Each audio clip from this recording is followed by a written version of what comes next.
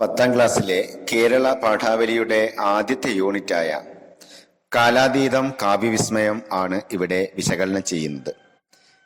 ഈ യൂണിറ്റിൽ 3 അധ്യായങ്ങളാണുള്ളത്. തുഞ്ചത്ത് എഴുത്തച്ഛന്റെ അധ്യാത്മരാമായണ കിളിപ്പാട്ടിലെ അയോധ്യാകാന്ഡത്തിൽ നിന്നെടുത്ത ലക്ഷ്മണ സാന്ത്വനം, വിശ്വമഹാകവി കാളിദാസന്റെ അഭിജ്ഞാന ശാകുന്തളം എന്ന നാടകത്തിന് മലയാള ശാകുന്തളം എന്ന പേരിൽ AR രാജരാജവർമ്മ നൽകിയ വിവർത്തനത്തിൽ നിന്നെടുത്ത ഋതുയോഗം, വിക്ടർ ഹ്യൂഗോയുടെ വിശ്വോത്തര കൃതിയായ ലാ മിറാബലെ എന്ന നോവലിന് പാവങ്ങൾ എന്ന പേരിൽ നാലപ്പാട്ട് നാരായണ മേനോൻ രചിച്ച വിവർത്തനത്തിൽ നിന്നുള്ള ഒരു ഭാഗം എന്നിവയാണ് ഈ അധ്യായങ്ങൾ. ഇതിൽ ആദ്യത്തെ അധ്യായം ലക്ഷ്മണ സാന്ത്വനം ഒന്ന് പരിശോധിക്കാം. മലയാള ഭാഷയുടെ പിതാവ്, ഭക്തിപ്രസ്ഥാനത്തിന്റെ ഉപജ്ഞാതാവ്, കിളിപ്പാട്ട് പ്രസ്ഥാനത്തിന്റെ പ്രാരംഭകൻ എന്നെല്ലാം വിശേഷിപ്പിക്കപ്പെടുന്ന എഴുത്തച്ഛന്റെ കവിതയാണിത്. ചെറുശ്ശേരി, കുഞ്ചൻ നമ്പ്യാർ എന്നിവർക്കൊപ്പം പ്രാചീന കവിത്രയം എന്നുകൂടി നാം എഴുത്തച്ഛനെ ആദരവോടുകൂടി വിളിക്കുന്നുണ്ട്. AD 16-ാം നൂറ്റാണ്ടിൽ മലപ്പുറം ജില്ലയിലെ തിരൂരിൽ തുഞ്ചൻ പറമ്പിലാണ് എഴുത്തച്ഛന്റെ ജനനം. അധ്യാത്മരാമായണ കിളിപ്പാട്ട്, മഹാഭാരതം കിളിപ്പാട്ട് എന്നിവയാണ് എഴുത്തച്ഛന്റെ വിഖ്യാത കൃതികൾ. ഹരിനാമകീർത്തനം, ചിന്താരത്നം, 24 വൃത്തം എന്നിവയും എഴുത്തച്ഛന്റെ കൃതികളാണെന്ന് പറയപ്പെടുന്നുണ്ട്. കിളിയെ കൊണ്ട് പാടിക്കുന്ന കവിതാരീതി എന്ന സങ്കല്പത്തിൽ നിന്നാണ് ഇതിന് കിളിപ്പാട്ട് എന്ന് പേര് നൽകി വന്നത്. കാകളി, കേക, കളകാഞ്ചി, അന്നനട, മണികാഞ്ചി, ഊനകാകളി, ദ്രുതകാകളി എന്നിവ പ്രസിദ്ധങ്ങളായ കിളിപ്പാട്ട് വൃത്തങ്ങളായി അറിയപ്പെടുന്നു. വാൽമീകി രാമായണത്തെ പോലെ തന്നെ എഴുത്തച്ഛനും കൃതിയെ 9 കാണ്ഡങ്ങളായാണ് തിരിച്ചിരിക്കുന്നത്. ബാലകാന്ഡം, അയോധ്യാകാന്ഡം, ആരണ്യകാന്ഡം, കിഷ്കിന്ധകാന്ഡം, സുന്ദരകാന്ഡം, യുദ്ധകാന്ഡം, ഉത്തരകാന്ഡം എന്നിവയാണ് ഇത്. ഇതിൽ അയോധ്യാകാന്ഡത്തിൽ നിന്നെടുത്തതാണ് ലക്ഷ്മണ സാന്ത്വനം എന്ന പാഠഭാഗം. ശ്രീരാമ പട്ടാഭിഷേകം മുടങ്ങിയതിനെ തുടർന്ന് ക്ഷുഭിതനായി പിതാവിനെതിരെ യുദ്ധം ചെയ്യാൻ പോലും തയ്യാറായി നിൽക്കുന്ന ലക്ഷ്മണനെ ശ്രീരാമൻ സാന്ത്വനിപ്പിക്കുന്നതാണ് കാവ്യസന്ദർഭം. വത്സ, സൗമിത്ര, കുമാര നീ കേൾക്കണം, മത്സരാദ്യം വെടിഞ്ഞെന്നുടെ വാക്കുകൾ എന്ന ശ്രീരാമന്റെ സംബോധനയോടെയാണ് ഈ അധ്യായം ആരംഭിക്കുന്നത്. ഈ വാക്കുകളിൽ തന്നെ വലിയ മനഃശാസ്ത്ര തത്വം എഴുത്തച്ഛൻ കരുതി വെക്കുന്നുണ്ട്. ക്ഷോഭത്തെ ക്ഷോഭം കൊണ്ടല്ല നേരിടേണ്ടത്, ശാന്തമായി കാര്യം ബോധ്യപ്പെടുത്തണം, അതിന് അവരുടെ വ്യക്തിത്വത്തെ അംഗീകരിച്ച് വിശ്വാസമാർജിച്ചിട്ട് കാര്യം വിശദമാക്കണം. അതാണ് ശ്രീരാമൻ ഇവിടെ ചെയ്യുന്നത്. പതിയെ മനുഷ്യജീവിതത്തിന്റെ പൊരുൾ ലക്ഷ്മണന് ബോധ്യപ്പെടുത്തി കൊടുക്കുന്നു. ഒരർത്ഥത്തിൽ എഴുത്തച്ഛൻ മാനവരാശിക്ക് മുഴുവൻ നൽകുന്ന ഉപദേശവും സാന്ത്വനവുമാണ് പാഠഭാഗത്തിലെ വരികൾ ഓരോന്നും.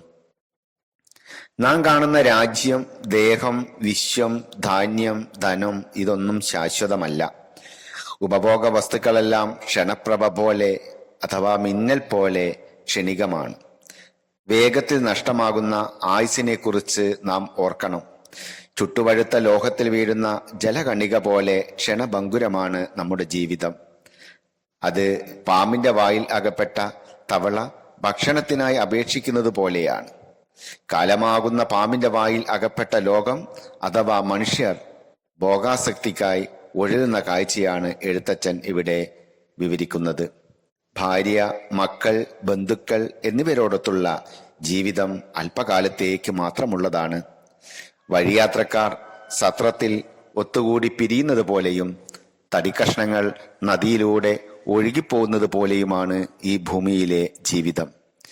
ഐശ്വര്യവും യൗവനവും ഒന്നും നിലനിൽക്കുന്നതല്ല. ഈ ലോക ജീവിതം ഒരു സ്വപ്നം പോലെയാണ്.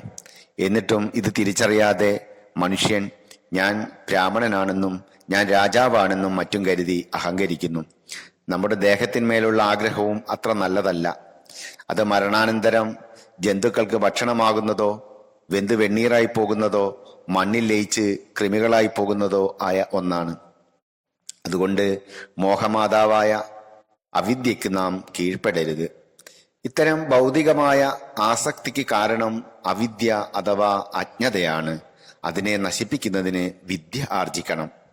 തുടർന്ന് വളരെ പ്രധാനപ്പെട്ട ഒരു ദർശനത്തിലേക്ക് എഴുത്തച്ഛന്റെ വാക്കുകൾ നമ്മെ എത്തിക്കുന്നു.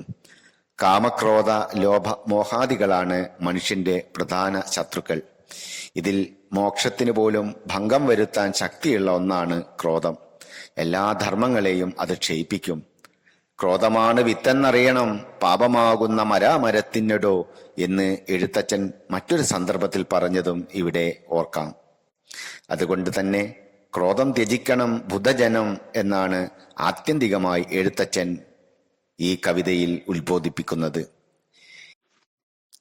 ഇങ്ങനെ ശ്രീരാമൻ ലക്ഷ്മണനോട് പറയുന്ന വാക്കുകളിലെല്ലാം തെളിയുന്നത് ഭോഗാസക്തി നിറഞ്ഞ ഒരു സമൂഹത്തെ തത്വചിന്തയിലൂടെ ശുദ്ധീകരിക്കുക എന്ന എഴുത്തച്ഛന്റെ കാവ്യലക്ഷ്യം തന്നെയാണ്.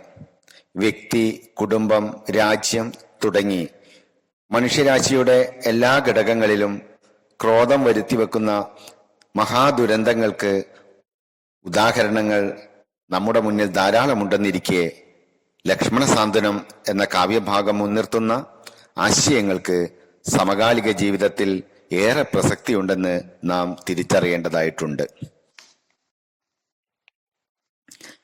യൂണിറ്റിലെ 2ാമത്തെ അധ്യായം ഹൃദയോഗം എന്ന നാടകമാണ്. ഇന്ത്യൻ ഷേക്സ്പിയർ എന്ന് വിശേഷിപ്പിക്കപ്പെടുന്ന കാളിദാസന്റെ വിശ്വോത്തര നാടകമായ അഭിജ്ഞാന ശാകുന്തളത്തിന്റെ 7ാം അംഗത്തിൽ നിന്ന് എടുത്തിട്ടുള്ള ഒരു ഭാഗമാണിത്. കാളിദാസന്റെ കാലവും ജീവിതവും വ്യക്തമാക്കുന്ന കൃത്യമായ രേഖകളൊന്നും നമുക്ക് ലഭ്യമായിട്ടില്ല. എങ്കിലും BC 2ാം നൂറ്റാണ്ടിനും AD 6ാം നൂറ്റാണ്ടിനും ഇടയിലാണ് കാളിദാസൻ ജീവിച്ചിരുന്നതെന്ന് വിശ്വസിക്കപ്പെടുന്നു. വിക്രമാദിത്യ രാജാവിന്റെ സദസ്സിലെ നവരത്നങ്ങൾ എന്നറിയപ്പെടുന്ന പണ്ഡിതരിൽ ഒരാളായിരുന്നു കാളിദാസൻ എന്നും ഒരു വിശ്വാസമുണ്ട്. 7 കൃതികളാണ് കാളിദാസൻ രചിച്ചിട്ടുള്ളത്.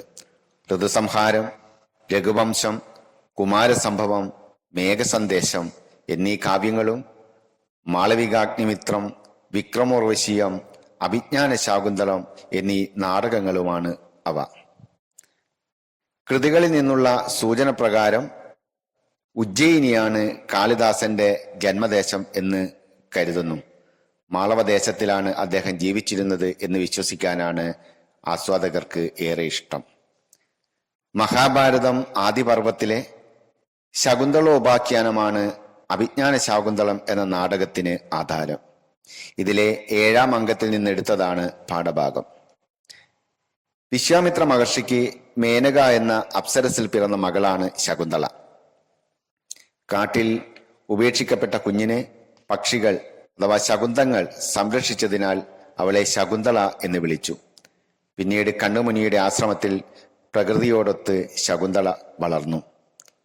അസ്തനപുരിയിലെ രാജാവായ ദുഷ്യന്തനെ ഗാന്ധർവ വിധി പ്രകാരം ശകുന്തള വിവാഹം കഴിച്ചെങ്കിലും ശകുന്തളയ്ക്ക് ദുർവാസാവ് മഹർഷിയിൽ നിന്നുണ്ടായ ശാപത്തിന്റെ ഫലമായി രാജാവ് അവളെ മറന്നുപോകുന്നു. ഇങ്ങനെ തന്നെ തിരിച്ചറിയാതെ അപമാനിതയായ ശകുന്തള ഗർഭിണിയായ അവസ്ഥയിൽ തന്റെ മാതാവ് മേനകയുടെ നിർദ്ദേശപ്രകാരം ദേവഗുരുവായ കാശ്യപമുനിയുടെ ആശ്രമത്തിൽ കഴിഞ്ഞുവരുന്നു. സർവദമനൻ എന്ന മകനോടൊപ്പം കാശ്യമാശ്രമത്തിൽ കഴിയുമ്പോൾ ദേവാസുര യുദ്ധത്തിൽ ദേവന്മാരെ സഹായിച്ച് മടങ്ങവേ ദുഷ്യന്ത മഹാരാജാവ് കശ്യമാശ്രമത്തിൽ എത്തുന്നു. ഇതിനിടയിൽ തന്നെ തന്റെ മുദ്രമോതിരം കണ്ടുകിട്ടിയ ദുഷ്യന്തൻ ശകുന്തളയെ ഓർക്കുകയും അവളുടെ വേർപാടിൽ അതീവ ദുഃഖിതനായി കാണപ്പെടുകയൊക്കെ ചെയ്യുന്നുണ്ട്. ഇങ്ങനെയൊരു കാലയളവിലാണ് ദുഷ്യന്തൻ ഈ ആശ്രമത്തിൽ എത്തിപ്പെടുന്നത്. അവിടെ കാണുന്ന കാഴ്ച സിംഹത്തിന്റെ വായ തുറന്ന് അതിന്റെ പല്ലുകൾ എണ്ണുന്ന സർവദമനൻ എന്ന കുട്ടിയെയാണ്. ഇത് കണ്ട് രാജാവ് അത്ഭുതപ്പെടുന്നു. പാഠഭാഗം ഇവിടെ നിന്നാണ് ആരംഭിക്കുന്നത്. വീര്യം തുളുമ്പുന്ന ആ കുട്ടി തന്റെ മകനായിരുന്നെങ്കിൽ എന്ന് രാജാവ് ആഗ്രഹിക്കുന്നുണ്ട്. ആശ്രമത്തിന് ചേരാത്ത കുട്ടിയുടെ പ്രവൃത്തിയെ ഗുണദോഷിക്കുന്ന താപസിയുടെ വാക്കുകൾ ഈ ബാലൻ ഒരു ക്ഷത്രിയനാണെന്ന കാര്യം ഇടയ്ക്ക് ബോധ്യപ്പെടുത്തുക തന്നെ ചെയ്യുന്നുണ്ട്. അരുതുണ്ണി, ചാബല്യം കാണിക്കരുത്, ജാതി സ്വഭാവം വന്നു പോകുന്നുവല്ലോ, ചെറുപാമ്പ് ചന്ദന മരത്തിലെന്നപ്പോൾ തുടങ്ങിയ വാക്കുകളും സർവധമനൻ അഥവാ സർവ്വതിനെയും സംഹരിക്കുന്നവൻ എന്ന പേരും എല്ലാം അവനിലെ ക്ഷത്രിയത്വത്തെ സൂചിപ്പിക്കുന്നുണ്ട്. കുട്ടിയുടെ പ്രവൃത്തി കൗതുകത്തോടെ നോക്കുന്ന രാജാവിന് കുട്ടിയുടെ രൂപസാദൃശ്യമുണ്ടെന്ന കാര്യം താപസി വെളിപ്പെടുത്തുന്നു. അവിടെ മറ്റൊരു അത്ഭുതവും സംഭവിക്കുന്നുണ്ട്. സർവധമനന്റെ കയ്യിലെ രക്ഷാചരട് വീണുപോയപ്പോൾ അത് രാജാവ് എടുത്തു കൊടുക്കുന്നു. ഇത് ആശ്ചര്യകരമെന്നാണ് താപസിയുടെ പ്രതികരണം. കാരണം അപരാജിത എന്നു പേരുള്ള ആ രക്ഷ അച്ഛനോ അമ്മയോ അല്ല, ആ കുട്ടി തന്നെയോ അല്ലാതെ മറ്റാര് തൊട്ടാലും അത് പാമ്പായി മാറി കൊത്തുമായിരുന്നു. എന്നാൽ രാജാവ് രക്ഷ എടുത്തിട്ടും ഒന്നും സംഭവിച്ചിട്ടില്ല. തുടർന്ന് നടക്കുന്ന സംഭാഷണങ്ങളിൽ നിന്ന് ബാലന്റെ കഥ അല്പാൽപമായി രാജാവ് മനസ്സിലാക്കുന്നു. കളിക്കാനായി കൊണ്ടുവന്ന മൺമയിലിനെ കാട്ടിയിട്ട് ഈ ശകുന്തലാസ്യം നോക്കൂ എന്ന താപസി പറഞ്ഞപ്പോൾ തന്റെ അമ്മയുടെ പേരിതാണെന്ന സൂചന കുട്ടി നൽകുന്നുണ്ട്. ഒടുവിൽ കുട്ടിയുടെ നാവിൽ നിന്ന് തന്നെ എന്റെ അച്ഛൻ ദുഷ്യന്തനാണ്, താനല്ല എന്ന് കേൾക്കുന്നതോടെ രാജാവിന്റെ സന്ദേഹങ്ങളെല്ലാം മാറുകയും പ്രതീക്ഷയോടെ ശകുന്തളയെ തേടുകയും ചെയ്യുന്നു.